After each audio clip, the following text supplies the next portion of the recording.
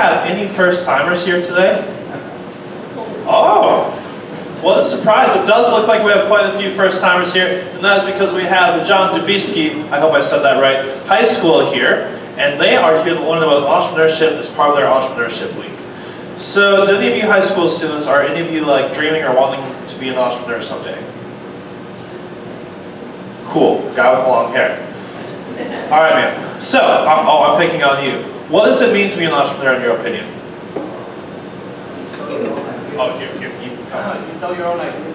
Oh, come up here, I'll ask you. Yes, Aaron. All right, sounds like we have Aaron to the stage. All right, Aaron, what does it mean to be an entrepreneur, in your opinion? In my opinion, I think it's you have an idea and you want to give it out to the world and sell your own idea. Yeah, I think you're spot on. The whole premise is we, as entrepreneurs, we try to provide value to people and solve problems to make other people's lives better. Is there any sort of business or anything that you have been brainstorming of pursuing?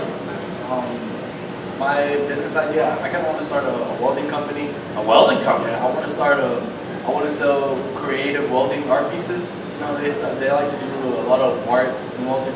I like to sell that. Cool. And have you tackled a welding project before?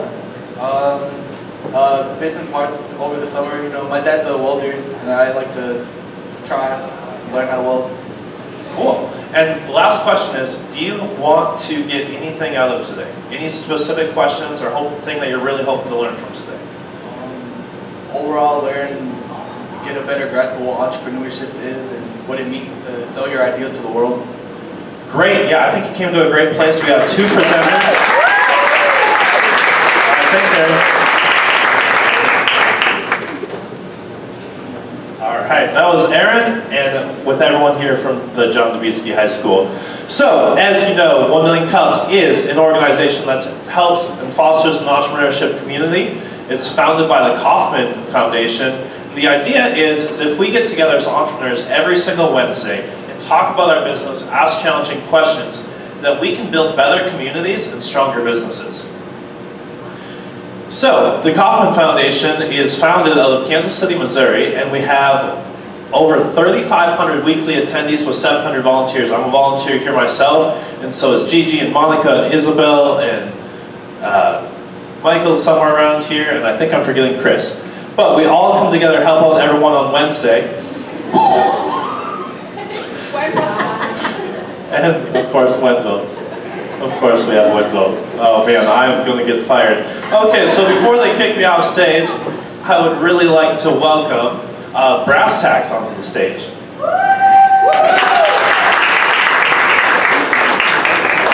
Hi. All right. Well, that's getting, okay, good. It's set up. Thank you. All right, so I'm going to tell you how 7 years of frustration built a business. It's the story of Brass Tacks Collective. Okay, I was working at a dream agency. It was my dream job, all doing interactive advertising. So I was doing websites and apps and loved it, loved every second of it. And I actually built my way up from an intern to a senior designer within 3 years. The company embraced me, I embraced the company, and had a really good relationship with senior leadership. So I had this idea. They asked for revenue generating ideas. I came in and I said, listen, this is not going to make a ton of money, but what I've noticed is we spend a month having our interns shadow. We actually paid our interns, which was fantastic. We spend a month having them shadow, and then we only have 2 months where they can actually do work. What if we reach out to really low-risk clients, which would be nonprofits, local organizations, have them work on that in their first 30 days to learn all of our workflow methods, all of that, and then the nonprofits or whoever that we're working with will pay for their time. So it's not just coming out of pocket. And they said, that's a really great idea, we're not going to do it. So I didn't like that. After leaving there, the next agency that I worked at said no to that idea too. And for them, they didn't pay their interns at all. So that was the first conversation. I need you to pay your interns. They said absolutely not. I said, I need you to give them something to do that's actual work, not getting you coffee, not making copies, whatever it is. They said no. So I got really frustrated. I knew that it was a good idea. I knew that this made sense. If you are going to ask for people's time in your office, if you're going to pay them, fantastic. If you're not going to pay them, you need to be paying them, but make use of that time. Internships are meant for training, and it is not just meant to be the extra hands that you don't have to do your bidding. It's meant to build into an actual experience that you can then use to get a job. So, I didn't want to be an entrepreneur, I became one. Started reading a lot of books. I don't have a business background. I just read everything that I could. I had a lot of meetings, lunches, and dinners talking to people that I knew that started their own businesses and asked them, what do you do to get rolling? What would you like to see from interns? What would have been better for you when you were an intern? And I got a lot of information. I very graciously left my job. I gave them a few months notice, and I had spent 6 months before I even left just building up a little bit of a client base. So got 2 clients. I had the Commit Partnership and Cafe Momentum. And I had 2 developers, web developers, that I used to work with that were willing to do this with me. I had to jump off. I had to do something. So what that something is this. What I put together was this business model that functions in this kind of way. So we have apprentices instead of interns. The difference between apprenticeship and internship is really nuanced. Apprenticeship is a matter of training while doing. So think about how there are teaching hospitals, that there are, if you're going to work in a hair salon, that you have to start by taking clients first. If you're going to be a tattoo artist, you have to start by tattooing first. You have to learn by doing, and then you can go and do it and get paid for that. Our apprenticeship is paid. It is not free. A lot of ones are. While you're there, you have advisors. So those are the professionals. They're the professionals on our team. They're the professionals in the collective. All of these people are coming from a background of a level of expertise. I'm uncomfortable with the word expert. I think if you call yourself an expert, you are absolutely not an expert. If somebody else needs to give you that title. But we have people that have 10 years of experience, maybe more. They're overseeing all of the work that you do. They're guiding you. They're answering your questions. And what you are working on are actual clients. Most of our clients are nonprofits, startups, and small businesses. We prioritize those types of clients because a lot of them are turned away from bigger agencies. Through all of that, you get professional experience. Your skills are polished. You have the opportunity of mentorship from professionals that we work with, and the clients get really quality work as well as it goes into your portfolio. We offer what is called full service in terms of our agency offerings. So we do branding, we do web and interactive, we do graphic design, copywriting, photography, video, and actually it's more than that, but that makes a really nice little grid. But without the price tag. So I mentioned before that we prioritize those types of clients that would ordinarily have much lower budgets to work with. Reason being, most agencies are charging much higher rates, and they may discount to a certain extent, but a lot of those discounts are still out of reach of those clients. So we come down even further. We also don't make it dependent on the role, which is something that's not typical. So this is our first apprentice class that went through. They're on the left there. Every single one of them that has finished the program is now employed or has started their own. So we have a 100% success rate, which is pretty fantastic. The apprentices that are in the new class have just started in June. They're already kind of finding their way. We allow them to try any type of role, any type of project. Every door is open and it's fully transparent, as well as with our clients. Our clients know that the apprentice is the ones doing the work.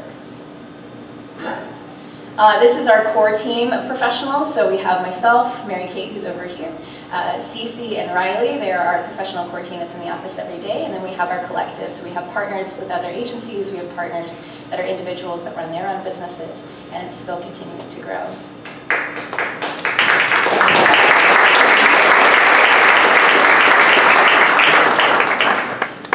Thank you so much. Oh, okay. We will now open up the floor for questions. Don't be shy. If you have a question, definitely raise your hand and Chris or I will come around and hand you the mic. But our first question to you is always, what can we as a community do for you? Right now, I'm in this place of just building overall awareness. So we're a young company. We're only about 3 years old. And what I've found in Dallas is that there are plenty of people that are willing to network with you. There are fewer people that are willing to take a gamble and work with you because you don't have a household name. We're very interested in names here. So just letting people know that we're here, letting people know the quality of our work, the amount of people that we work with, all of that seems to help. So we're just continuing to get that out. So if you hear somebody that needs any type of marketing, advertising, branding work, and they are working with a smaller budget, send them our way. We're for those people. All right, excellent. Does anyone in the audience have a question? It's early, I know. I'm barely functioning right now. You did a great job. First, we'll just say that. Hi, I'm just going to talk from the back here. Okay. Until you figure out where I'm at in the crowd. Okay, so I have two questions. Well, yeah, two questions. One, can you explain a little more about your relationship with the apprentices? Yeah. And then two, how has it been navigating? Because it seems like you're in a little bit of a potentially thorny area with like labor laws and workforce-related laws. So how do you go about navigating all of those things? Okay. So I'll answer them in reverse order so I don't forget. So labor laws, we are extremely careful. There are 21 points to basically getting between what is considered an internship and what's considered employment. So we make sure that we're compliant with all of those. Every single apprentice is paid for their time as a contractor. Every single apprentice is allowed to work in our space or not. The space is available. It makes more sense for them to make that choice to be there because there's a ton of learning that happens just during the day. They're allowed to make their own hours. We don't limit anything or restrict it.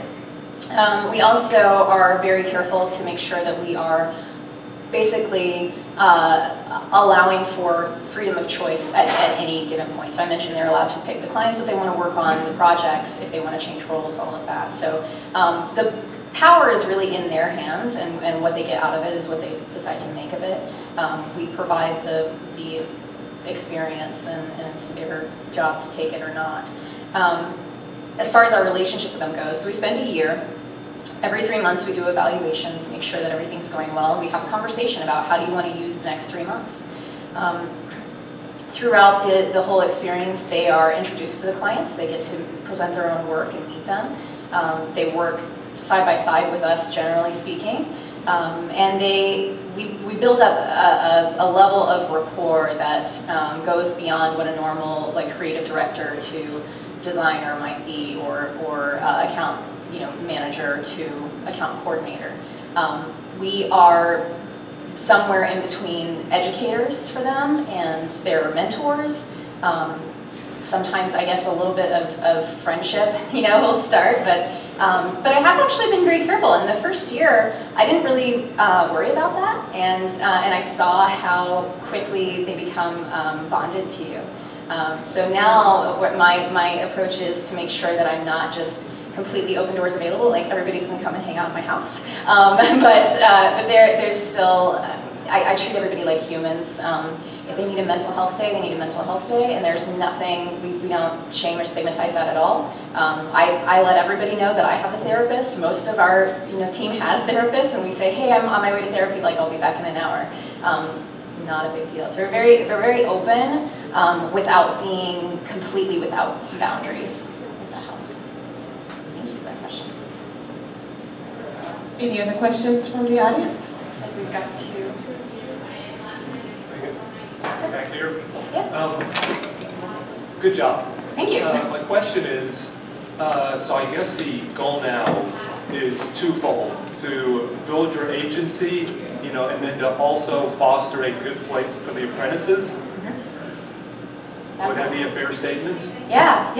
Everything is about the apprenticeship program. I was asked a while ago if you had to let go of low-budget clients or the apprenticeship program, which one did you let go of? And I said, I guess the low-budget clients, because for me, The bigger problem is that we keep asking for entry-level people to already have 1 year to 2 years experience before they walk in the door. That doesn't make any sense. It also doesn't make any sense to have somebody be at your office through a summer and not pay them. It doesn't make any sense to have someone be at your office through the summer and not have them do anything. So the apprenticeship program to me is the most necessary. So really building in, if I only have them for a year, I want them to have the most and the best experience possible. So as that continues to grow and people are willing to partner with us, that's the focus.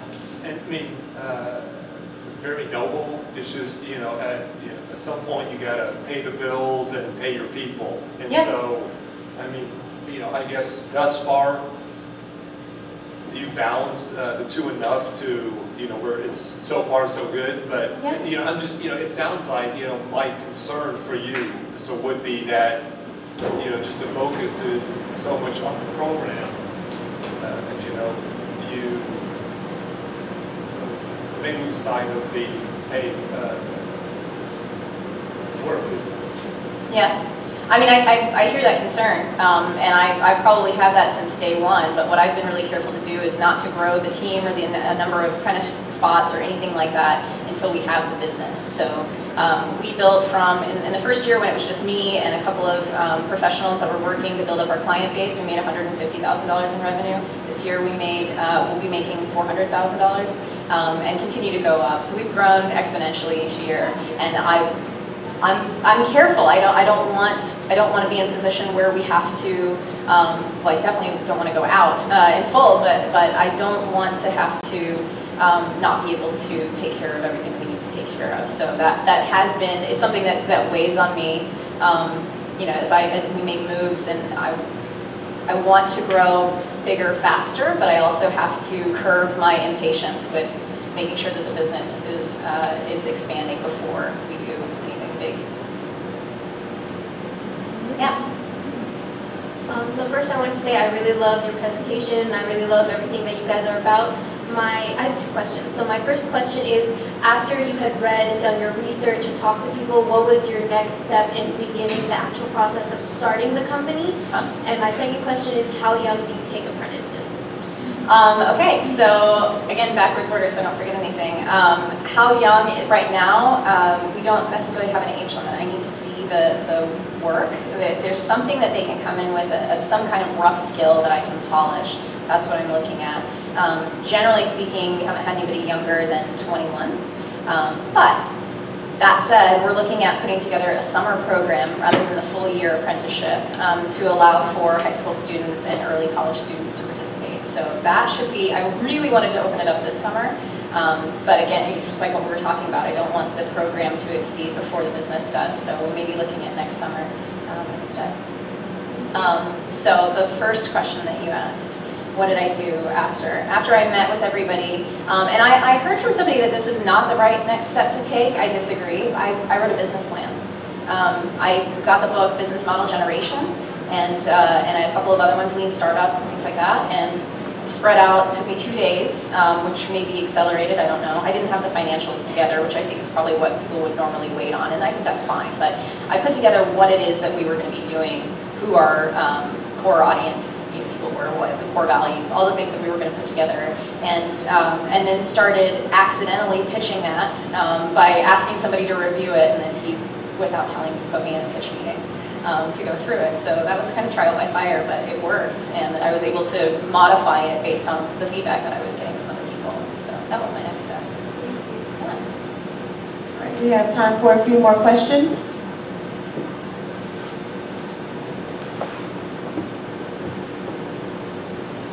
Thank you. Hi, beautiful presentation, by the way. Thank you. So the only question that I have is, what is your process with choosing an apprentice? Like, is there something specifically you would look for in their resume? Is there some type of degree that they would need, or some level of education you would require? Yeah, so I don't look for any education in particular, and I actually don't look at the resumes. I think Mary Kate probably does. I don't look at them. We send out applications, or we post that applications are open. We ask a few key questions. Do you have any experience with the following? And I mean any. I can get very creative on what that experience means. And really, they don't have to have answered that they have it. Like I said, I'm happy to just see some examples of work. So if they're going for graphic design or copywriting or strategy, something to show that they have a little bit of experience. I've had people just submit their sketchbooks, and I was happy with that. So that's the first step, is I just need to see that there's something there that I can polish. The next step is that they come in and interview with us. I'm a very casual interviewer, like I'm casual to talk to people. I put a few extra people in the room, which can be a little unnerving for some people, but really it's for them so that they have an opportunity to ask other people questions about their experience and not just hear from me. After we go through the interview process, we kind of see the people, we ask them questions about like, how do you handle stress, and do you like working in a team, do you like working by yourself? And once we find the people that are kind of coming in from different perspectives, different workflows, different responses to stress, all of that, we put them into what's called a brand intensive. So we spend 3 hours going through our most common process, which is branding. Give them somebody standing in as client, they get to ask them questions, fill out the brand questionnaire like we do, and then they put their work together, and we just get to see kind of how they work with the team, how they problem solve, and then they get the chance to see if they would really vibe with us, and from there we pare it down. So we had 49 applicants this year going for 7 spots. So it was a really, really tough decision. We decided this year to take people that needed more polish than others, and then to go straight out to our networks and try to help get the other ones that were much more polished placed. No college experience required. We have some people that are completely self-taught. We have some people that went to college before and raised their kids and are coming back, to try to get jobs now.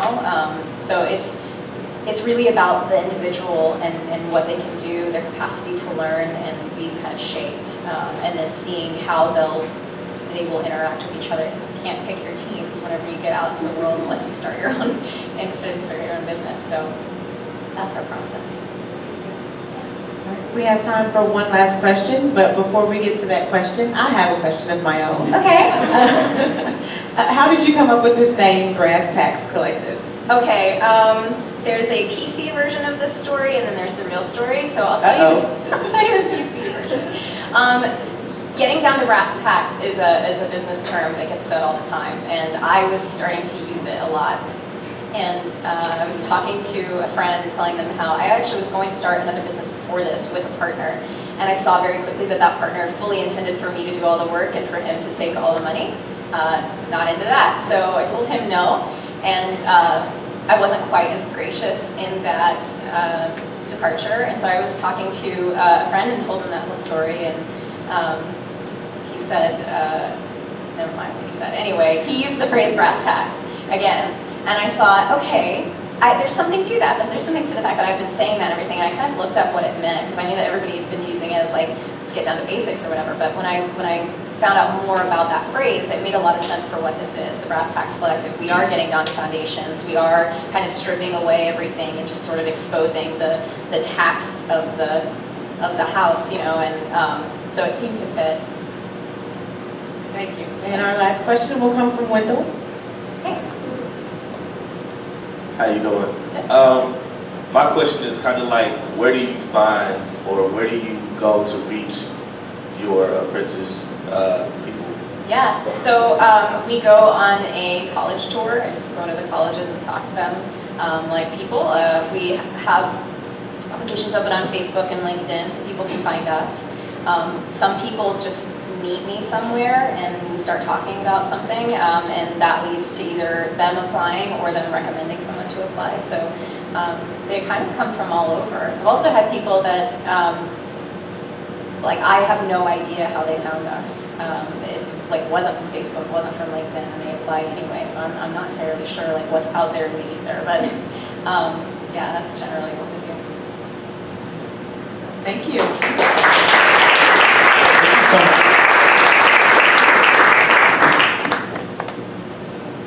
All right, now I want to give a big thanks to our sponsors. We got Michael Bruner, who's responsible for recording this. And then I also want to thank the Capital Factory and the Deck. The Capital Factory is about being part of a community. They meet the best entrepreneurs in Texas and give them introductions to their first investors, first mentors, and first customers. They serve tech startups in all stages. If you'd like to see a tour, please see Catherine. She'll be giving the tour at 10:20. They also offer free co-working on Wednesdays. There are some rules with that, but I'll be going over that at the end. Now I want to talk about the DEC. The DEC is a nonprofit created support entrepreneurship and growth of the organization and the economy in Dallas. The two organizations have partnered together to create a stronger community in Dallas. And after the next presentation, we'll actually get to hear from the DEC themselves. I also want to introduce our coffee sponsor, which is LCRG, and he has very graciously brought us the coffee today. So everyone, please welcome Michael with LCRG. Thanks, Shane. Hey guys, my name is Michael Miller with the Laughlin Commercial Realty Group. What we do, we help companies with office and co-working space, from finding it to expansion and lease renewals. So whenever it's time for you guys to look for office space or co-working space, I want to be the guy that helps you. Thank you so much for 1 Million Cups for offering for me to sponsor. So happy to be here, and I'll be in the back after. I'd love to talk to you guys. Thank y'all. Alrighty, now before we welcome Chase with Napchaser, I want to tell you about our app. Our app allows you to check in and give anonymous feedback to presenters, and sometimes we've been known to give away anonymous gifts to people who check in, kind of like a drawing.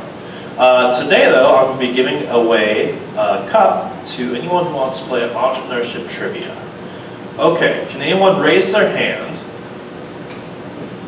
and tell me there were 5 people who founded the big companies Apple and Microsoft. If someone, the first person to raise their hand, can name 4 of them, will win this cup. What was the question? Who started what? Name 4 of the founders of Apple and Microsoft. Oh, here we go. Way in the back. Yeah, Bill Gates. Bill Gates. Paul Allen. Paul Allen. Steve Jobs. Steve Jobs. And Steve Wozniak. Steve Wozniak. Nice work.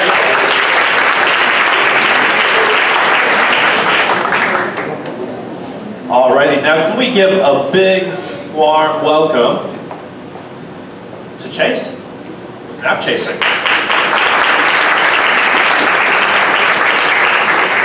Before Chase takes the stage, I just want to let you know that he is also a high school student. So if anyone in here is kind of want to take inspiration, you actually can start a business in high school.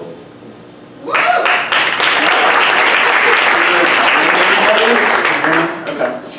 All right, as you said, my name's Chase Brown. Is it too loud? Is it? Oh, thank you. My name is Chase Brown. I'm 18 years old, and I'm a senior at Green Hill School. I am the founder of Napchaser. So, for a large portion of my life, I've been a traveling athlete, whether that's for school or for club. And it was about 1.5 years ago, during our volleyball season, that we were, just throughout the season, we're always traveling on buses. And, well, if you don't know, these buses are really dinky, and honestly, they're really nothing more than some mail trucks with like some padded benches drilled into the floor. So to say that they're uncomfortable is a bit of an understatement. But it was throughout all of this, and throughout me and my teammates trying and failing again and again to find something to make our trips more comfortable, that I realized there truly was no product that was optimized for the traveling athlete's experience. And it began as me trying to create a product for the traveling athlete, and it expanded upon that into something that is perfect for all travelers. And that is why I came up with the Napchaser. So you're probably thinking, why the Napchaser? What's wrong with all the other travel pillows on the market? Well, a lot of the other travel pillows on the market are really uncomfortable. Most of them utilize some sort of U horseshoe style neck pillow. And whenever me and my teammates and I have used them, they usually end up leaving our necks stiffer and us more unrested than even before we try to sit down and take a nap. The other one is convenience. It's an absolute hassle to lug around these kind of bulky travel pillows. And I know this from personal experience. I've lost so many of those travel pillows as a kid that my mom just stopped buying them for me. I could not keep them on my person. The third is cleanliness. Other pillows are a pain to clean, and most of them have really specific handling instructions, specific handling and washing instructions. So sometimes you're stuck either hand washing them, or even worse, having to settle for spot cleaning them, which is not what we should be having to do. So So the solution to this is the Napchaser. The Napchaser counters all of these problems and goes further. So it's truly the first travel pillow to combine every element of comfort, convenience, and cleanliness that a traveler would want. So first, comfort. The Napchaser features a foam microbead fill that's both hypoallergenic. It's plush, yet it's supportive, so you can sleep on it, but you can also use it for back support or anything you really want to do. It's squishy and malleable, so it can really adjust it and conform to even the most uncomfortable travel situation. Second is convenience. Traveling with a travel pillow is really easy with the Napchaser. It features a tough integrated carabiner clip that's perfect to clip onto any backpack, bag, or suitcase that you have. It also has a hidden interior pocket to stow away your earbuds, credit card, cash, or just about anything else that size that you really don't want to lose. Third is cleanliness. Post-trip cleaning with a Napchaser is a breeze. It features a moisture-wicking material so that prevents the buildup of any sort of sweat or if you spill something on it. But it also features a fully removable and completely machine washable cover. So after you're done with your trip, get home from your game, all you do is zip off the cover, throw it in the wash, put it back on, and you're done. That's it. The fourth factor the Napchaser has is where it really goes above and beyond, and that's customizability. These are just a few of the logos and texts, logos that we've done for some schools in the DFW area. So we can do single color logos, multicolor logos, any sort of combination of logos and text. So just about anything you can imagine, we can put on a pillow for you. So sales. There's two purchasing options with the Napchaser. The majority of our sales have been done through wholesale, so that's where we have an MOQ or minimum order quantity of 50 pillows priced at $11 per pillow. And the second option is retail, which right now you can go onto our website and purchase a Napchaser branded travel pillow for $20 plus shipping. In the future, we're trying to make it so that we can have direct-to-consumer customization. So just like if you were to go onto Custom Ink and you put your logo on a t-shirt and you can order it right to yourself, we want to do that, but with the Napchaser in the future. So just under 3 months, we've sold over 2,000 pillows. And we're expected to sell all 4,200 of this first container that we ordered by the end of the year and hopefully before. So some future goals. Basically, I started this pillow, I wanted it to be a pillow that was designed by an athlete for athletes. Since then, I've expanded upon that because I realized it's the perfect pillow for any type of traveler. Even beyond that, I realized it's the perfect pillow for advertising and promotions. What better way to promote or advertise your company or brand or whatever it is than with a pillow that's going to be seen all over the country, all over the world, through airports or anywhere else. So one of my biggest future things is to basically acquire more businesses to utilize the pillow for promotions and advertising. Most recently, we acquired Park Place Lexus, which is right here. And I'm also in the process of securing Puma, and the biggest one that I'm working on right now is BSN Sports, which is one of the biggest kind of providers of athletic and spirit here in the country. Aside from that, it's just to continue to expand the range of schools and sports clubs that we already sell to, and really just grow the awareness of the business and keep this going. So these is how you can contact me. You can find us on Instagram and Facebook, or you can shoot me an email. But that is it. Thank you very much.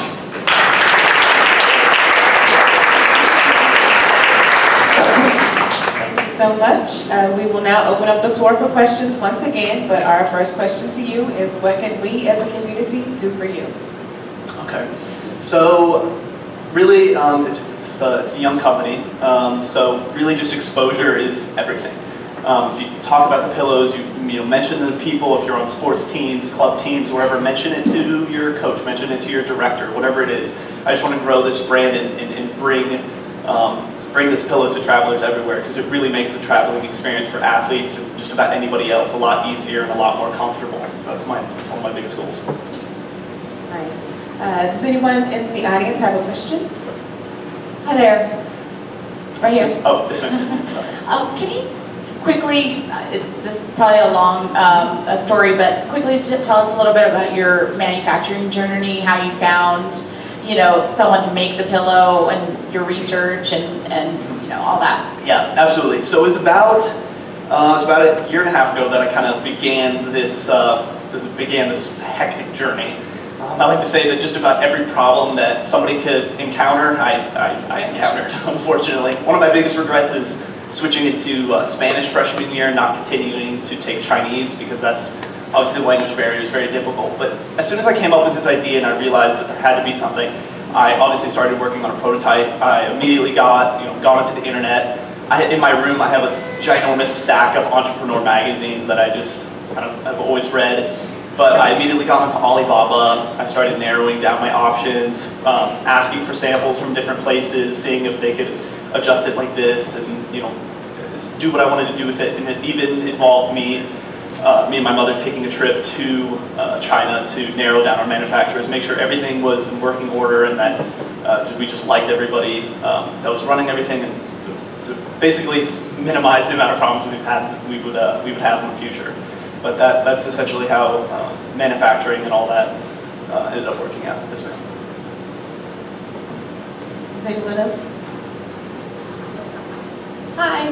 Hi.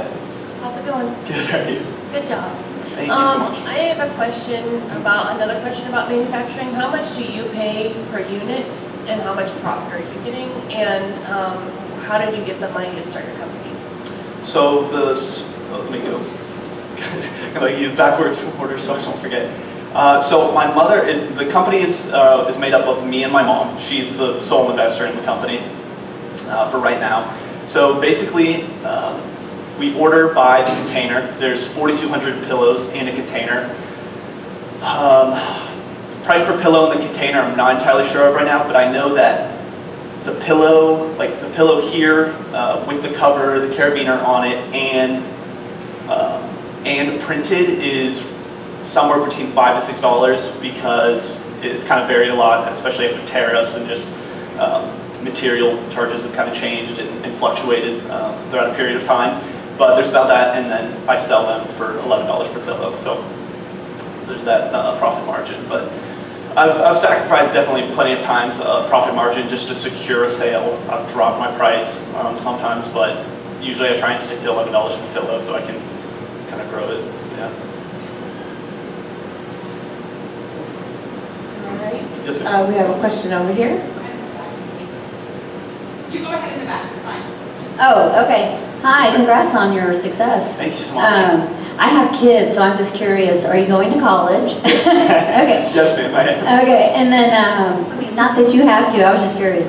And then I was curious, how did you get those first clients to buy the products, and did you have lots of objections that you had to overcome? Mm-hmm. Well, so my first client was actually my school, Green Hill School. I sat down with the bookstore, with the woman that runs the bookstore, and she immediately loved it. So that was a really good start to it. I felt great about that. And from there, it really grew from just word of mouth, and then just especially over the summer, just hustling, just going out, cold calling places, showing up, just furiously calling places, shooting out emails.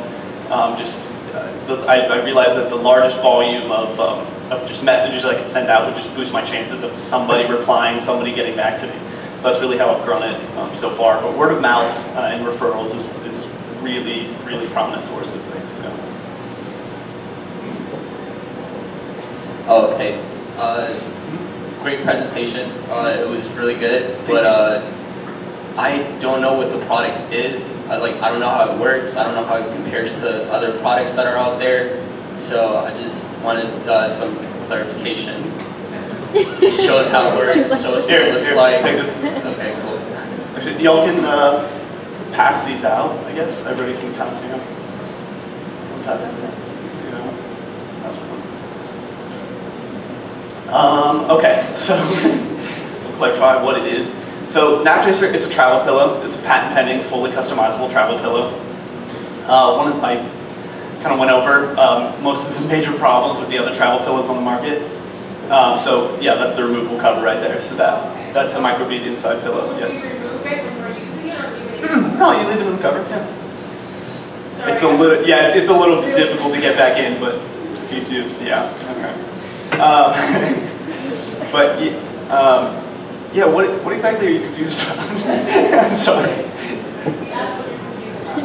Oh, I didn't see any demonstration of how it would be used, how it would be better, how basically how does it compete to anything else that's out there. Yeah, okay.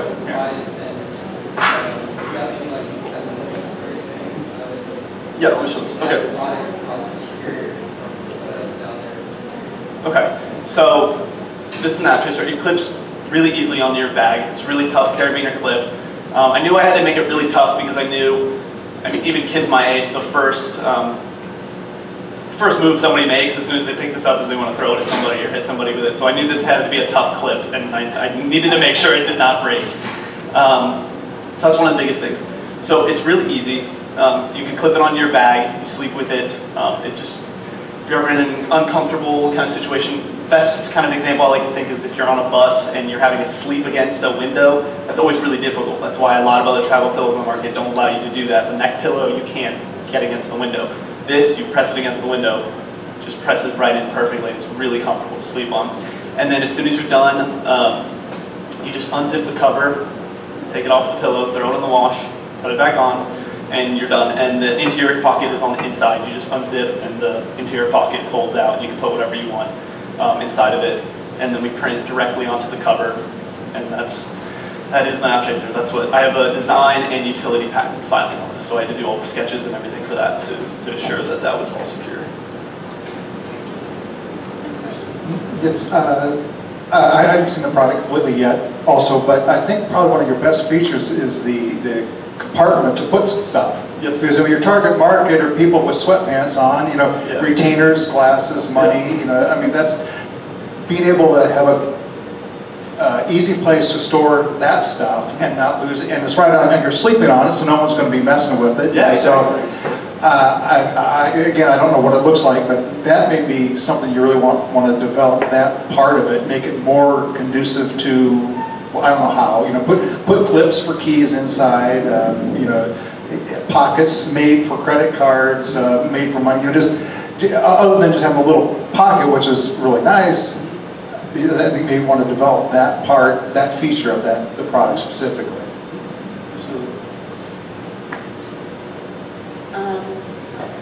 I have a question too, but for some reason I don't remember. It just totally escaped me. Sorry, you'll have to come back to me. Okay, all right, no worries. We have time for a few more questions. There's one over on that side of the room. Hi Chase, I am a high school business teacher, and I just want to affirm you in front of all my business students that you have taken a need basically and converted it into a very practical product. I believe your marketing or your selling part for the future, like you said, is customizing. You hit it right on the nose, because I wouldn't spend $20 for a pillow when I can buy one for 10. However, I would buy it based upon your story and based upon fundraising through the different student organizations outside of even athletes. I would encourage you actually to try to tackle the big boxes like A&M, Texas Tech, and those big box schools based on your story, and also be able to somehow get the word out. So that, because this is a product that I can see every person, kind of like the snuggle blanket, right? Everyone can gift someone for Christmas that's customizable. So I applaud you for that. And it sounds like if it's $4,200 per shipping container at a cost of $5, so the out-of-pocket that your mom probably invested was about $25,000, or are we looking at much more? Something around there, probably a little bit more actually, yeah, after legal fees and everything like that, but yeah. But I'm working to get her investment back very fast, so that's good. Good job, you've got a good start. Thank you. Hey, Chase, over here. Ooh. Yes, sir. Great job, by the way. Thank really you so enjoyed it. Thank you. I'm curious if everybody calls you Napchaser now. Is that just... You get a lot of that, that's what I was thinking, yeah. My question specifically is around messaging. You came out and you said you were about, and as your website says, travel pillow for athletes. Yeah. I'm curious if you feel like that may be a little limiting in your potential target market. And what do you plan on going forward? Maybe having other lines or other options for people that aren't. No, it definitely is. You're right. I need to adjust the website because it was originally designed for athletes, but now it's just for all travelers, and I'm trying to do a good job of marketing that it's for all travelers. If you look at my Instagram, it says all that. It's for athletes, businesses, like promotions and advertising, there's any traveler, because it's the perfect pillow for any type of traveler. I'm trying to get away from that limiting origin that I had. Excellent. Great. Yes, Hi, your presentation was very good. Thank you very much. So my question, not my question, but my comment is a little bit a mix of Miss Clinton's and our gentleman over here. So basically, have you tried to maybe reach out to high schools and everything? Because the first thing that I think of when I see your presentation is, oh, my dance team could use that, or my speech team could use that when we go off to competition and stuff like that, like when we go travel. So have you maybe emailed different teachers or different schools, or have you gone and spoken at schools? Yeah, absolutely. I mean, that's what I do. I've sold. I mean, this is just whatever. Let me see what picture did I have.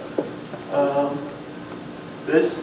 I mean, this is like a few schools that I've done in the DFW area. So that's what I do. I shoot out emails all day, every day to just a bunch of schools and programs, just around the clock. I send them to the athletic director, the bookstore managers, just whoever in the school I think would like to see this pillow or like to hear more about it. But that's definitely the biggest thing. So most of the schools in the DFW area have done a lot of private and public, and it's still growing. But one of the biggest sources is a lot of schools have done, but also sports clubs, because they buy a large number in bulk, and so they've been great. So as the seasons for different club sports have been beginning, I start contacting and calling, and a lot of clubs like to add it to their player equipment package, because it's a great way for them to just have another a source of revenue, because all they have to do is throw it in the package, and every athlete on the team has to buy the entire package. So a lot of club owners are really enjoying that aspect of it. Yeah. Thank you. All right, and we have time for one more question or comment. Is it possible for you to get chiropractors or physiotherapists on board for this, and then that would help you with your marketing as well? There's just so many markets that this can apply to, and I am working on that. I actually have one doctor's office that's placing an order, but that's definitely another really good market to go into. I've had a lot of people say that. I've talked about hospitals or clinics and things like that. Sure, so not necessarily that they would carry the product and sell it, not necessarily as a distribution avenue, but more thinking about the chiropractor that says, this is a better pillow to use because, and then the reason. That is a really good idea, actually. Yes, ma'am. Okay. Thank you for that. All right, thank you so much for your presentation.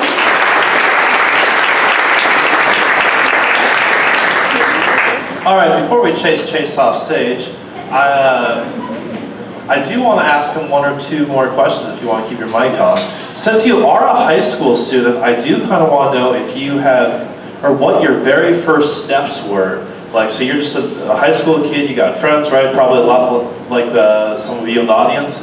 And how did you go from just having, hey, I have this crazy pillow idea, to having something that we can see and touch? Well, I was definitely, my mom was my kind of sole believer or supporter from the beginning. Because a lot of people, I mean, you go to school one day and say, oh, I'm starting this business, I'm creating my first product, I'm creating this travel pillow, it's completely different from everything else. Okay, all right, we'll believe it when we see it, buddy. But now I have it, now I can prove everybody wrong.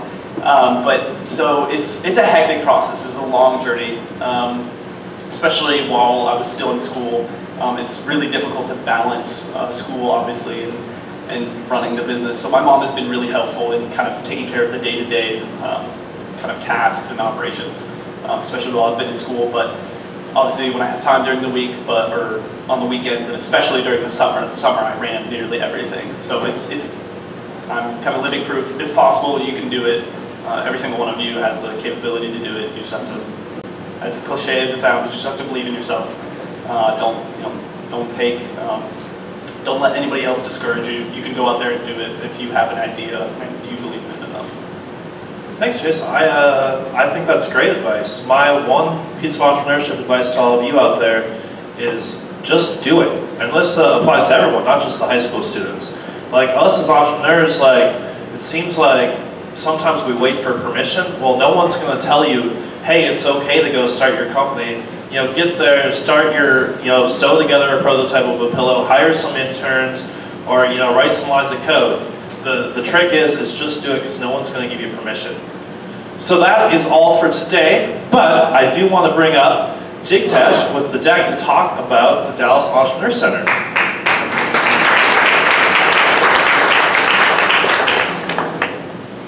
Hi everyone, are you guys awake?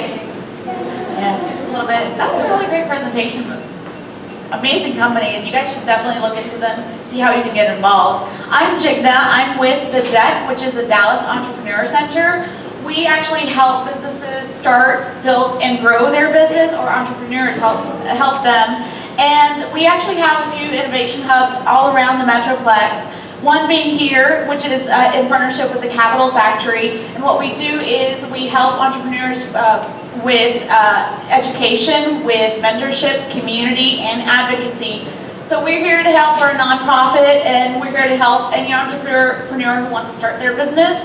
And a little bit about me, I'm actually the director of events and programming here at the DEC, and I actually have inherited a few more responsibilities with branding and marketing and a lot of different things. That's what tends to happen if you go into a job or a career. You will find that you will be asked to do a lot more and take that opportunity to learn different skills that you may not really have or be in your your job description. And one thing I want to just mention about myself is that I actually grew up in Grand Prairie. I went to Jefferson Middle School, to Lee Middle School, and then graduated from Grand Prairie High School. I'm a gopher. So you guys, I was really excited when I heard you guys are coming, so I'm just super thrilled. So come find me, let's have a quick chat after this event. Thanks, Jacob. All right, now before we get to the good networking, we're going to talk about some events that we have going on, and then we'll get you on with your Wednesday. So, one of my favorite events is hosted by our volunteer here, Monica, and we got the Tacks Startup Crawl. It's starting at Dallas. She can hook you up with some more information if you're interested about learning more startup stuff. Talk with Monica, she'll give you all the information.